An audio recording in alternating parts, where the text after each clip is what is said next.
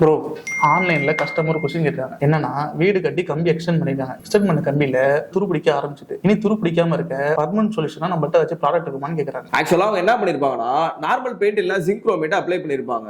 அது கண்டிப்பா லாங் டர்முக்கு வராது. நாள்பட்ட கேப்லயே ஈஸியா துரு பிடிக்க ஆரம்பிச்சிருக்கும். அவங்க இப்ப என்ன கெமிக்கல் தான் ப்ரோ சஜஷன் பண்றது? இந்த ப்ராடக்ட் அவங்கள்ட்ட கொடு. இந்த கெமிக்கல் என்ன ப்ரோ பண்ணும்? இந்த கெமிக்கலோட நேம் தான் பில்டிங் டாக்டர் கரோசில் செட்டார்.